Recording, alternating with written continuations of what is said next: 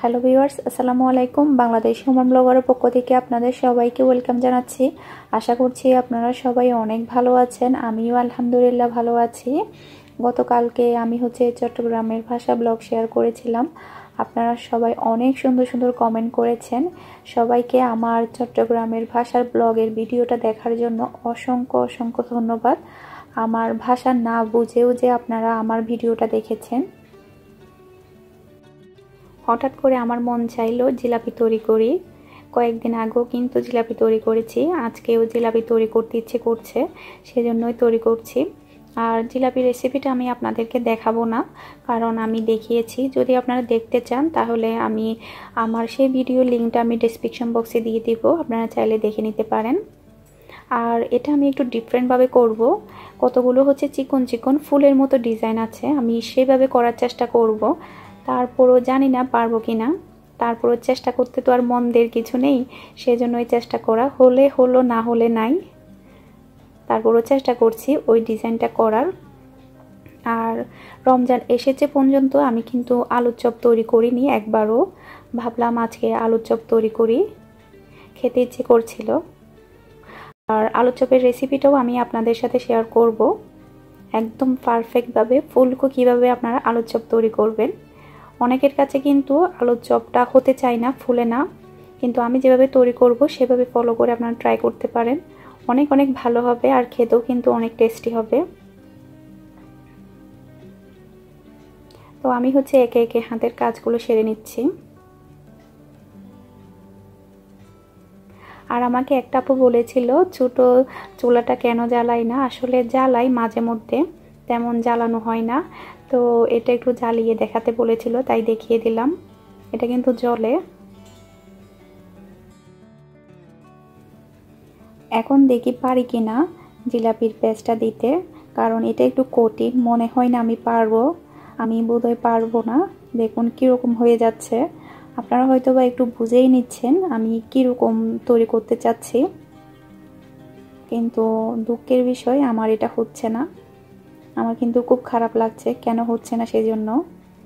কি তৈরি করছি সেটা আমি নিজেও জানি না। যদি কোনো একটা কিছু হয় তাহলে কিন্তু খুব ভালো লাগে, আর না হলে কিন্তু মনটা অনেক খারাপ হয়ে যায়।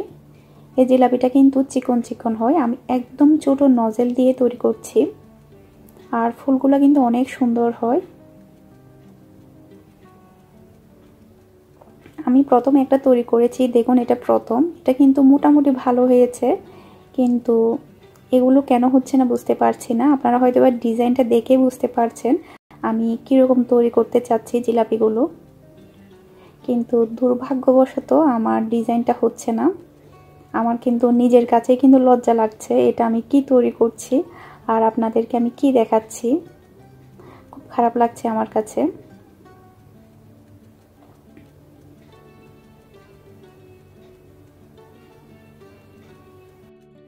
আমার আনাড়ি হাতে জিলাপিগুলো বানানো শেষ করলাম, একদম বাজে হয়েছে। দেখুন একটু কিন্তু সুন্দর হয়নি, কেন যে পারলাম না, খুব কষ্ট লাগছে। কোনো কিছু যদি না হয় তাহলে কিন্তু খুব খারাপ লাগে, আমারও কিন্তু খুব খারাপ লাগছে। ডিজাইনটা যেরকম চেয়েছি সেরকম হয়নি, মনে হয় কাকের বাসা তৈরি করেছি এরকম লাগছে। আপনারা প্লিজ কেউ কিছু মনে করবেন না, আপনারা হয়তো বা চিন্তা করবেন আমি এটা কি তৈরি করলাম। আমার নিজের কাছেও কিন্তু খুব খারাপ লাগছে, হয়নি সেজন্য। দেখুন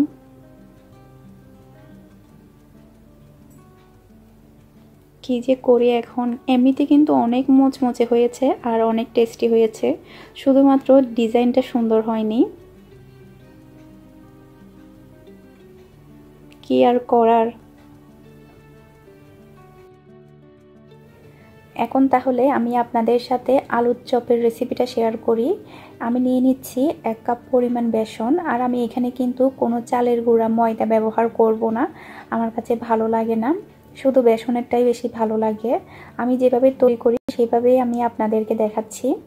দিয়ে দিলাম 1/4 চা চামচ পরিমাণ হলুদের গুঁড়া, তারপরে দিয়ে দিব 1/2 চা চামচের চেয়ে একটু বেশি মরিচের গুঁড়া, মরিচের গুঁড়ার পরিমাণটা একটু বেশি দিচ্ছি, কারণ একটু ঝাল ঝাল হলে খেতে ভালো লাগবে। তারপরে দিয়ে দিচ্ছি স্বাদ মতো লবণ। তারপর আমি এটাকে খুব ভালোভাবে মিশিয়ে নিচ্ছি।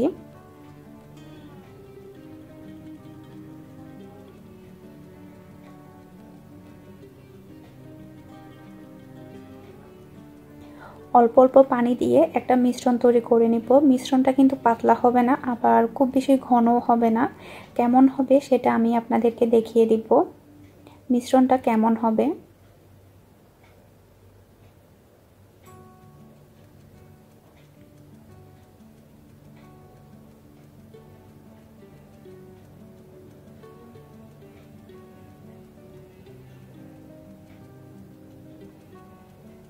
মিশ্রণটা রেডি করা হয়ে গিয়েছে। একটা আঙ্গুল দিয়ে চেক করে নিব এটা পারফেক্টভাবে হয়েছে কিনা। দেখুন আঙ্গুলের গায়ে কিন্তু খুব সুন্দরভাবে লেগে আছে, তার মানে বুঝে যাবেন এটা হয়ে গিয়েছে। এখন হচ্ছে আমি আলুটা রেডি করে নিব। এখানে হচ্ছে প্রায় আমি বড় সাইজের একটা আলুকে সেদ্ধ করে নিয়েছি, চামড়াটাকে হচ্ছে ছিলে নিচ্ছি। আর এই বড় সাইজের আলুটা দিয়ে প্রায় 9 থেকে 10টা মতো আলুর চপ হবে।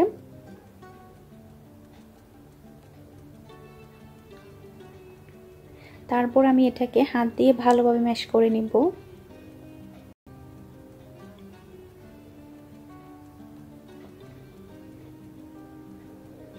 অন্যান্য সময়ের চেয়ে কিন্তু রমজানে কিন্তু আলুর চপটা খেতে কিন্তু খুব ভালো লাগে, কিন্তু রোজা এতগুলো চলে গেল আমি কিন্তু একবারও আলুর চপ তৈরি করিনি। এখানে হচ্ছে আমি শুকনা মরিচ নিলাম, তারপরে লবণ দিয়ে খুব ভালোভাবে কষলে নিব। এরপরে হচ্ছে আমি পেঁয়াজ নিলাম, এরপরে খুব ভালোভাবে এটাকে মাখিয়ে নিচ্ছি।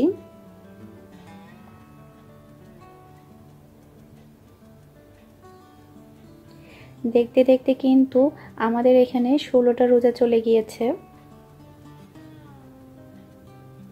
16 রোজার ইফতারের জন্য আমি এগুলো রেডি করছি। আলুর চপগুলোকে হচ্ছে আমি ছোট ছোট করে বানিয়ে নিচ্ছি।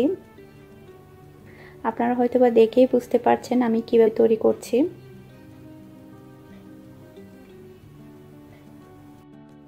এখন হচ্ছে আমি আলুর চপগুলোকে হচ্ছে ফ্রাই করে নিব। আর আমি প্যানের মধ্যে পর্যাপ্ত পরিমাণ তেল দিয়ে দিয়েছি। তেলটাকে ভালোভাবে গরম করে চুলাটাকে আমি মিডিয়ামে করে রেখেছি। আর এটা কিন্তু ডুবো তেলে ফ্রাই করতে হবে, কম তেলে করলে কিন্তু ফুলবে না, সেদিক দিয়ে কিন্তু আপনারা মাথায় রাখবেন। যতক্ষণ পর্যন্ত না এটা একটা পিঠ হয়ে যাচ্ছে ততক্ষণ পর্যন্ত কিন্তু এটা নাড়াচাড়া করা যাবে না, না হলে কিন্তু এটা ভেঙে যাবে।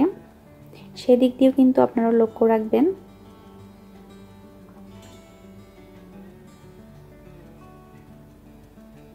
আর যদি চান আপনারা চামচ দিয়েও দিতে পারেন, আমি হাত দিয়ে দিচ্ছি। আপনারা চাইলে চামচ দিয়েও কিন্তু এটা দিতে পারেন তেলের মধ্যে।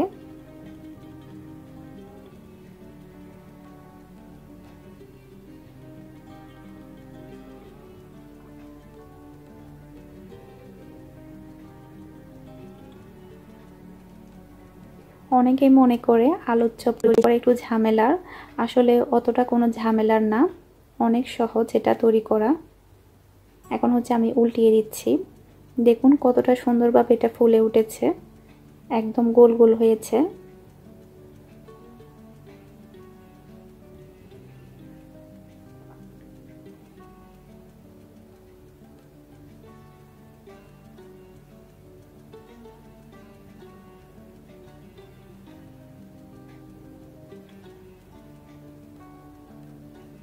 দেখুন খুব সুন্দরভাবে কিন্তু ফুলে উঠছে।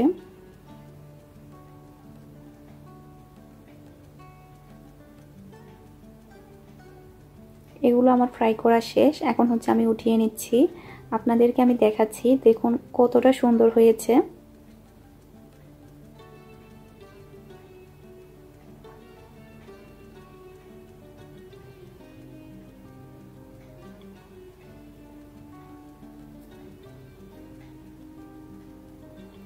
আমি আরো কয়েকটা বানিয়ে নিচ্ছি। দেখুন এগুলোও কিন্তু অনেক সুন্দর হয়েছে, খুব সুন্দরভাবে ফুলেছেও।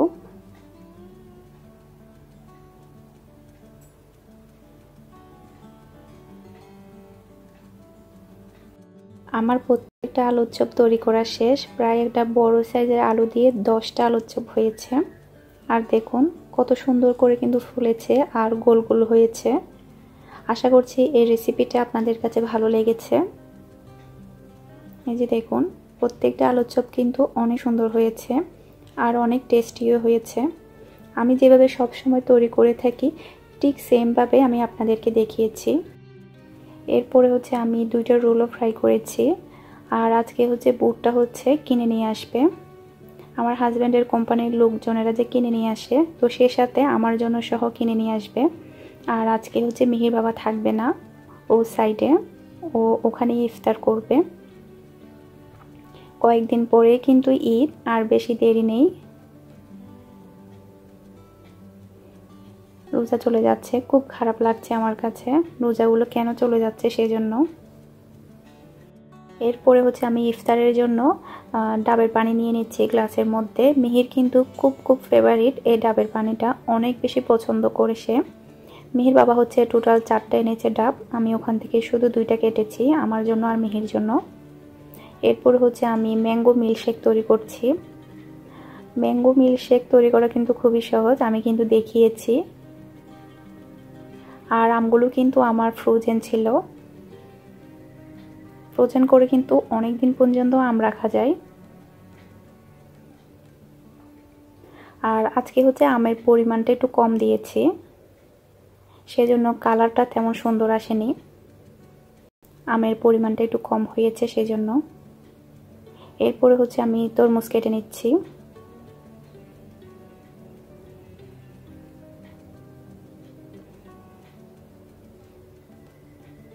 রমজানের সময় কিন্তু তরমুজটা একটু বেশি খাওয়া হয় অন্যান্য সময়ের চেয়েও।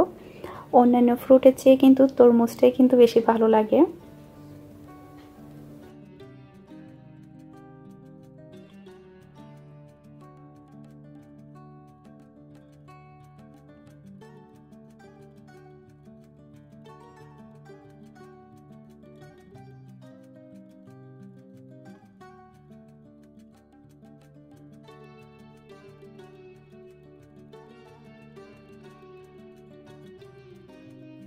এখন হচ্ছে আজান দিয়ে দিয়েছে। আর মিহি দেখুন প্রথমেই কিন্তু ডাবের পানি খাচ্ছে, কারণ এই ডাবের পানিটা ওর অনেক পছন্দ।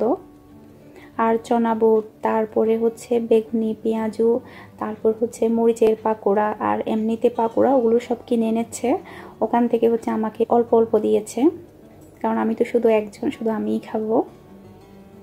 আর ইফতার করতে করতে আমি আপনাদের সাথে কিছু কথা বলি। সেটা হচ্ছে আমি আপনাদেরকে জানিয়েছিলাম আমি মে মাসে বাংলাদেশে যাব। তো মে মাস তো এখন, ঈদে বাংলাদেশে যাওয়ার কথা ছিল আমার ভাই সহ। আমার ভাই হচ্ছে সিঙ্গাপুরে থাকে, তো দুর্ভাগ্যবশত আমার ভাই হচ্ছে ছুটি পায়নি, যার কারণে এই ঈদে আমাদের বাংলাদেশ যাওয়া হচ্ছে না। আর আমাকে হচ্ছে গতকালকে একটা আপু জিজ্ঞেস করছে, আপু এই সময়তে তোমার বাংলাদেশ আসার কথা ছিল, তুমি এখন কখন আসছো বাংলাদেশ? তাই ভাবলাম আপনাদেরকে এই বিষয়টা একটু জানিয়ে দিই। আর দেখুন মিহি একটা খাওয়ার পরে কিন্তু আরেকটা নিচ্ছে, ও আমারটা সহ খাচ্ছে এখন। তারপরে সমস্যা নেই, আরও আছে। তো আমার ভাই যেহেতু ছুটি পায়নি সেজন্য কিন্তু বাংলাদেশ যাওয়া হচ্ছে না। আমার ভাই হয়তো বা ঈদের পরে কিংবা কুরবানির আগে ছুটি পেতে পারে, তখন ইনশাআল্লাহ আমরা বাংলাদেশে যাব। আপনারা সবাই আমাদের জন্য দোয়া করবেন যাতে করে আমরা সহি সালামতে বাংলাদেশে যেতে পারি। আর ডাবের মধ্যে কিন্তু নরম নারিকেল হয়েছে, নরম নারিকেল খেতে কিন্তু অনেক ভালো লাগে। যেহেতু অনেক আপুরা জিজ্ঞেস করছে কখন বাংলাদেশে যাব, আর আমি বলেছিলামও মে মাসে বাংলাদেশে যাব, তাই ভাবলাম এই বিষয়টা আপনাদেরকে একটু ক্লিয়ার করে দিই। ঈদের পর কিংবা কুরবানির আগে আমরা ইনশাআল্লাহ বাংলাদেশে যাব। আসলে আমার তো কোনো সমস্যা নেই, আমি তো যখন তখন যেতে পারবো, কিন্তু আমার ভাইয়ের ছুটি নিয়ে সমস্যা, ওর ছুটির কারণে কিন্তু শিওর হচ্ছে না। আর মিহি দেখুন শুধু ডাবের পানিই খাচ্ছে আর একটু করে জুস খাচ্ছে এখন। আশা করছি আমার আজকের ভিডিওটা আপনাদের কাছে ভালো লেগেছে। আমার ভিডিও যদি আপনাদের কাছে ভালো লেগে থাকে আমার চ্যানেলটা কিন্তু আপনারা অবশ্যই সাবস্ক্রাইব করবেন, আর ভিডিওর মধ্যে লাইক দিতে কিন্তু একদমই ভুলবেন না। আমি এখন জিলাপিটা খাচ্ছি। জিলাপিটা কিন্তু অনেক মচমচেও হয়েছে।